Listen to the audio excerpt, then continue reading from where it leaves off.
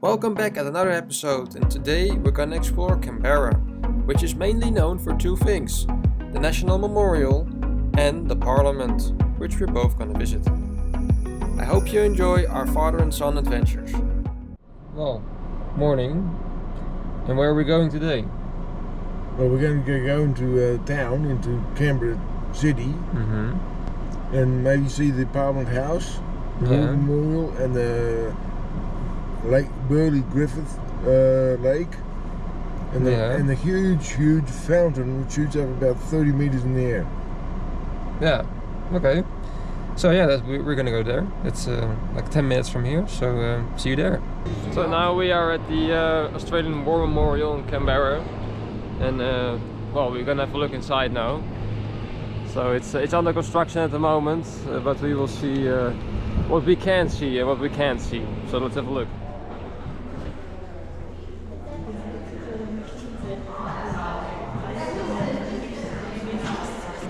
So here we have a Hawker Sea Fury, which is a fighter bomber, and pretty impressive.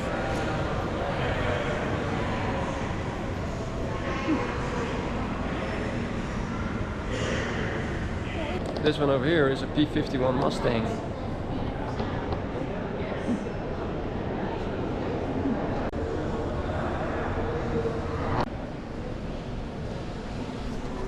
Here we have the one of the first jet engines of the MiG.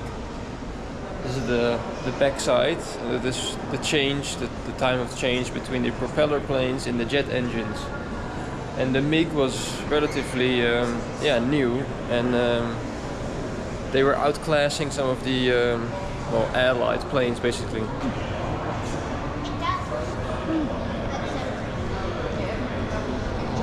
And here we have the mighty Mitsubishi Zero, Japanese plane.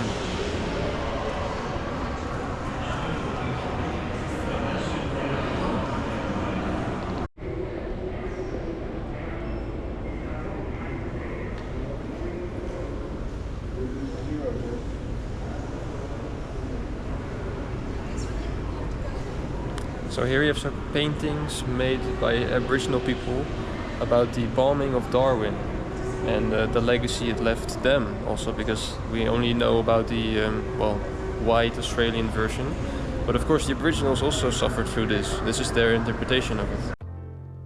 Here we are inside the Hall of Valour, which displays 76 of the 101 Australian earned Victoria Crosses. It's the highest possible honour within the British and Commonwealth forces, and this tells the stories of the recipients.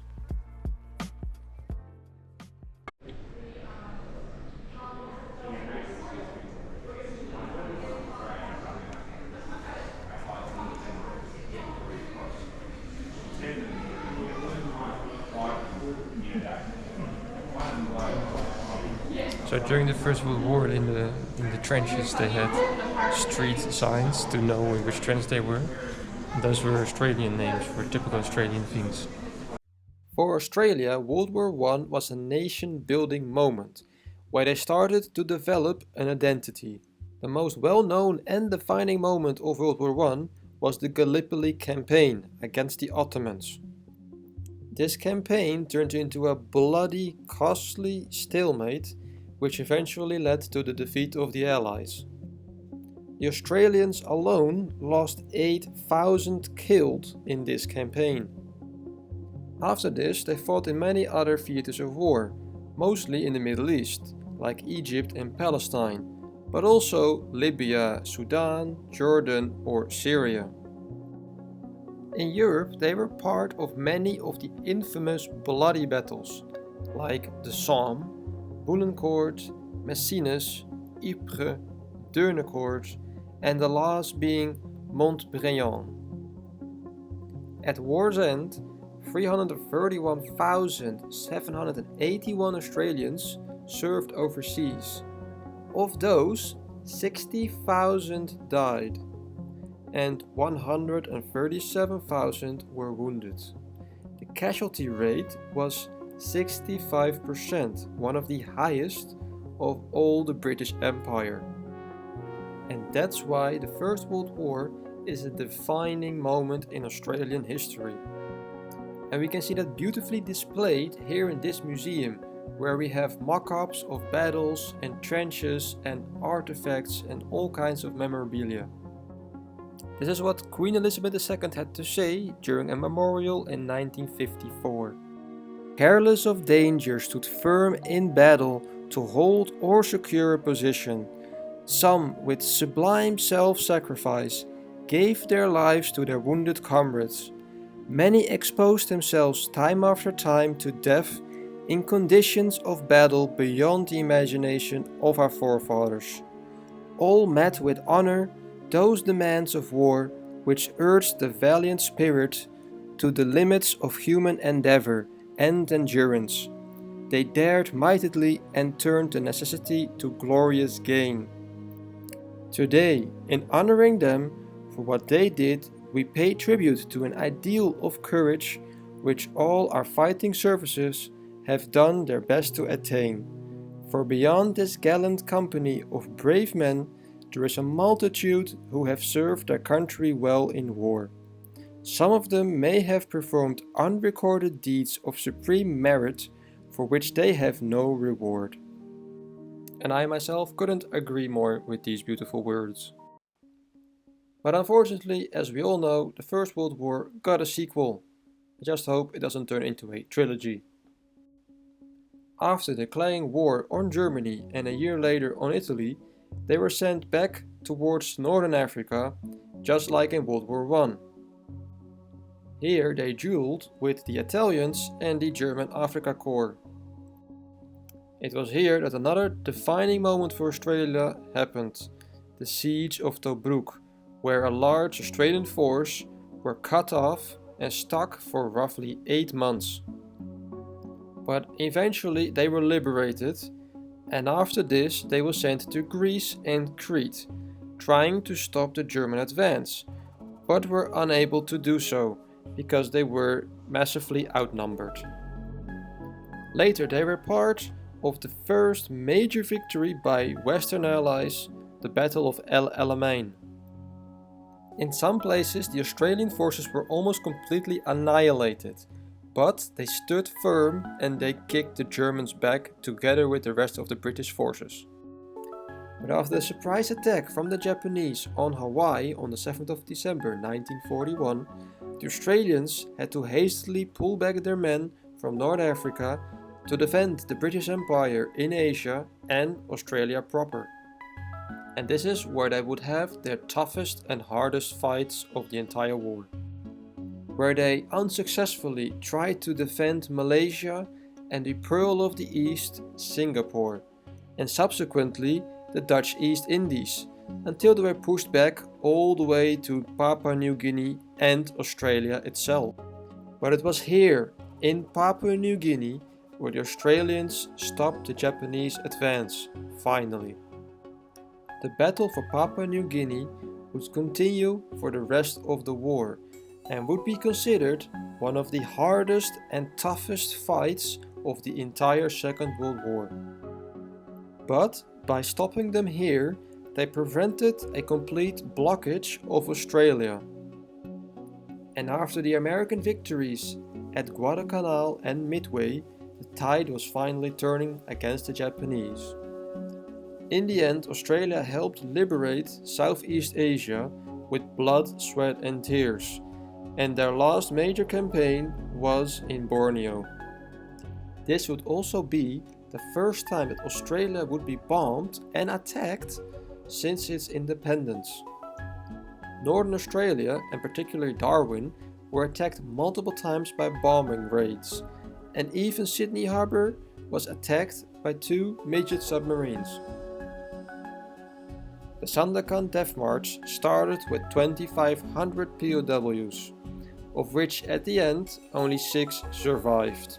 And here we see the pictures of the fallen. They were forced to walk until they died from exhaustion. Even though they were mostly busy fighting the Japanese, they still kept a presence in Europe, the Atlantic and even as far as the Caribbean. They were mostly Navy personnel and Air Force. Around 13,000 served with the British or Australian Air Forces, even being stationed in the Arctic in the Soviet Union. Further away from home you cannot be if you're an Aussie. At war's end, 27,000 Australians were killed, mostly against Japan.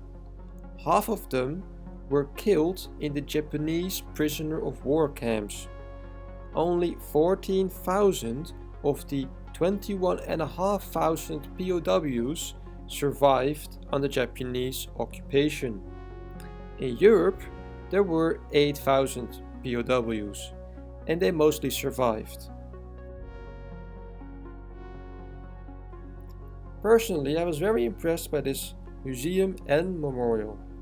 The idea for the memorial started during World War I. It took a couple of decades because of the Great Depression. That made it financially very hard to materialize. But in the end, it was finished in 1941. And while first it was only meant to be for World War I victims, by this time they knew that World War II was a big one. And they ended up making it a memorial for all the fallen in general. In general, Australia has many monuments and memorials, with most of the time museums attached to them. The reason being is that for most Australians it was too hard to connect to the war because it was too far away for them. And also, only 2 bodies ever returned to Australia. All the other fallen soldiers are buried in the place they were killed. So it was very hard for the families to find a place of mourning because it was too far for them to travel. That's why you will find many of these places of remembrance in Australia. And I must say, they do a stand-up job remembering their fallen and alive heroes.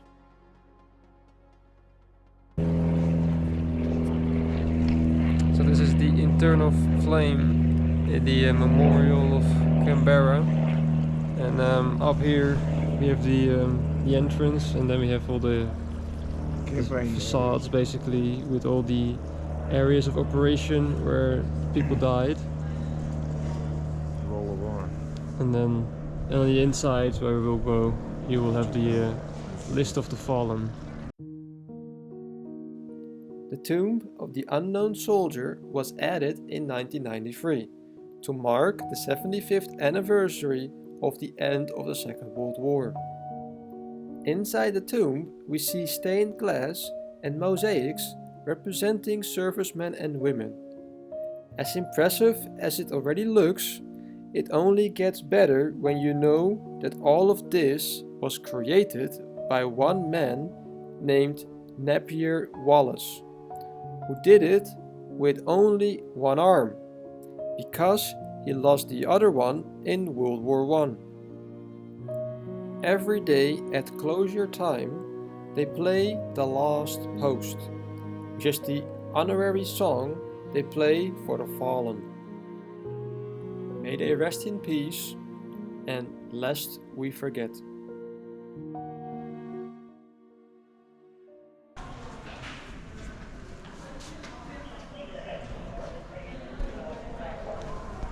So these are all the names of the fallen, and they are divided in their own corps, which they were serving under, and depending on the war. And they have poppies everywhere for a reason, because the poppies have become the symbol for Commonwealth armies under the original British Empire. And they come from the fact that during the First World War in the Western Front, poppy flowers, they were growing in the around the trenches and the battlefields. Was the only thing that kind of was surviving and growing, so it became the symbol of war for them, and it became a symbol of remembrance now. So in Commonwealth countries or in Britain, it's common to wear a poppy during the month of November, which is actually now, and it just had the remembrance of 11/11, and that's why there are so many poppies here. and then people they wear this on their shirts, for example, as a remembrance.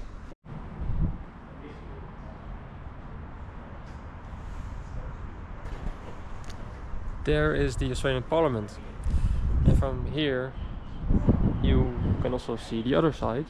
So the two sides. This is the Second World War part, and Korean, Vietnam.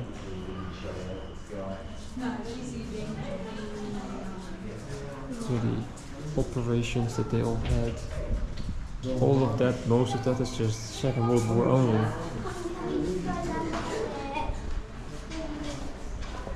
So that gives you the idea of the scale of the Second World War, because all of this, most of this, is Second World War only, one war. All of this. Those panels are wars of the last decades. So that gives you the idea, the immensity of how big this war was.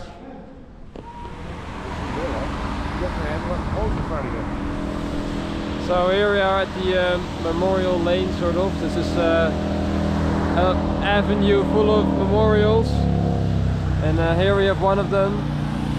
This is for the Australian Navy, and it's in a fountain, so that's yeah, that suits the branch, I guess. So we're just gonna walk down this road and look at all the memorials, and then we're gonna cross the road to the other side, and then we're gonna do the same thing. And this one is for all the service nurses, apparently.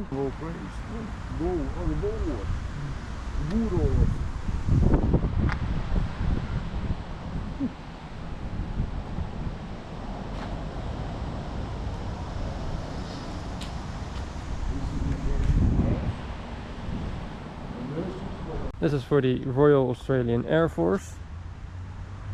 Pretty bland, actually, to be fair. The piece of metal. Okay. This is the Tobruk Memorial. They have a special memorial because, as you saw before in the museum, they were under siege for 9 months, and this was also one of their defining moments, and that is why they have a special memorial for that, and they are called the Rats of Tobruk. And I think this also means something, the outlining probably of the city, or like a defense or something, or yeah. So there's a meaning behind it, probably.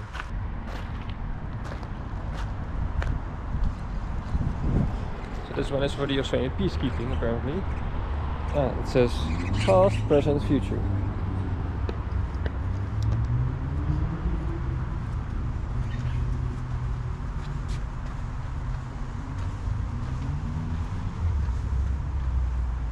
In service of peace. And then it has all kinds of quotes, basically, in mottos.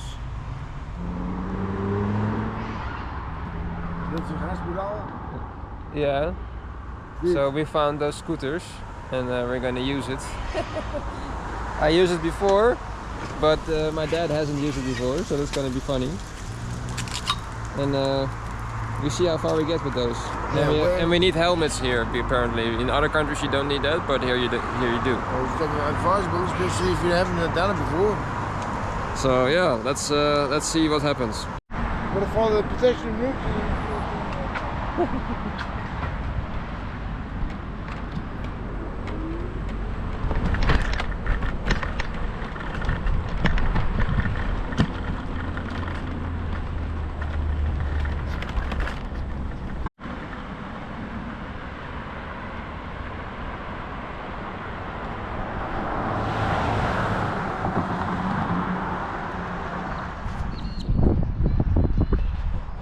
So over there you have the memorial where we were earlier before, and now we are on the other side of that, which is the Parliament. So they are literally in front of each other. So I guess maybe because so the Parliament can always look and remember what other people offered to, so that they are able to actually function normally. So I guess it's a good reminder to always have it in front of you.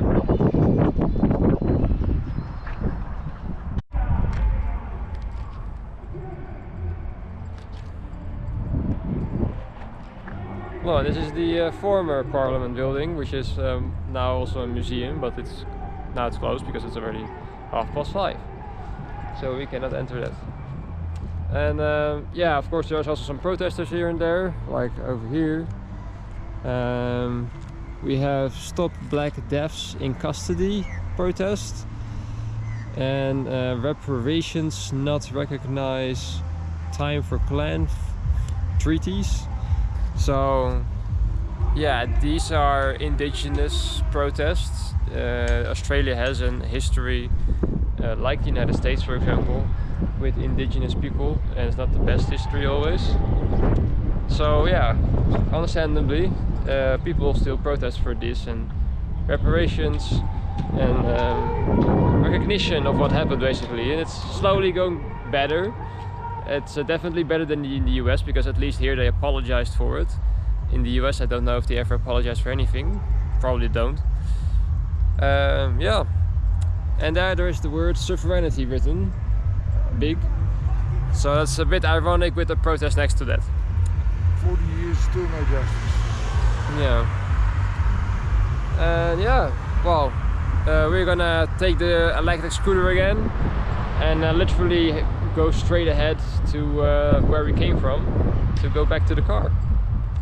And then we drive on to the next place, next location in this gloomy weather. Yeah, but they named the lake after him. Yeah? Yeah, he's the architect of the whole city. Okay, so this is apparently a lake. But I think this is the river of the lake or something. Or this is an actual lake. Actual lake, yeah. Ah, okay. It looks like a river, but it's a lake. And yeah, you can actually do a lot here. You can, well, run. And you can bike. They have bike paths here, surprisingly. A lot of bike paths and bike options and rental places. And of course those scooters. Yeah. So yeah, you can explore on your own how you want. And you can also rent boats. I saw you can also rent boats if you want, or like pedal boats or something. So you could do some stuff here. You have museums around here, obviously the parliament and stuff like that. The city itself is not that super interesting, but there are a lot of cultural things that could be a reason why you come here. And of course there are always wildlife reserves and parks, because that's Australia. That's everywhere.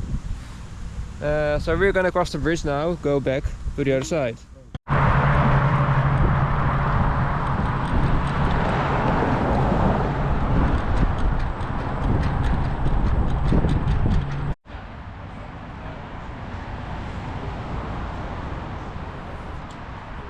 Gloomy weather turned into rainy weather. So now we're just waiting for it to calm down, because, well, I have a coat, but actually my dad doesn't, so he's already quite soaked. So, well, we found an underpass, finally. So yeah, you think you go to Australia and you think, yeah, sun, and then rain. But yeah, I'm almost tempted to buy a sweater instead of flip-flops. So let's see how long we have to wait for this. So this memorial is quite interesting, because here you see, well, looks like sort of like a handle maybe. And on the opposite side you also have the same thing, which is also a handle. And this was a gift from New Zealand, and it's supposed to be a basket basically. So you have one handle of this basket over here, and on the other handle, that is the other one, that is supposed to be the basket that they are having together for their share, for their shared history basically. So that's yeah, it's a nice touch. Yeah. So yeah, here we have the Boer War Memorial, 1899 and 1902. This was kind of interesting because that is a war between originally Dutch origin settlers, the Afrikaners in South Africa. So yeah, they were fighting, of course, with the British Empire against the Boers. But this one is for the Vietnam War. Also, Australia was part of the Vietnam War together with the Americans. Many other countries actually joined the Americans in this war, but the Aussies were one of those. This one is actually quite elaborated. It's pretty big, with sort of fountains and inside sort of wall art of Well, here you have the typical Huey choppers and typical Vietnam picture, but with Australians this time, and a whole wall with with phrases basically. Impressive. This is the Korean War memorial. Also, they fought in the Korean War.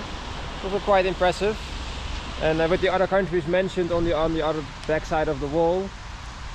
The Netherlands is also included in this, for example. This was supposed to be a United Nations kind of war, not like Vietnam. And yeah, also nice one. It was an elaborate one. They really did their best with this one. So this is the national memorial for the Australian Army, because you also need a general one, of course. That's for only the specific ones, but also a general one.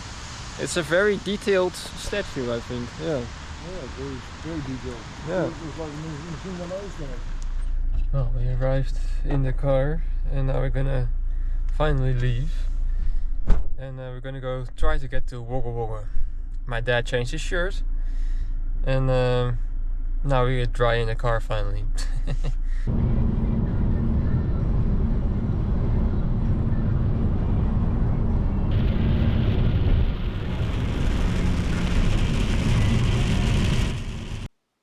That was the end of this episode. I hope you learned something about Australian history, and I will see you next time.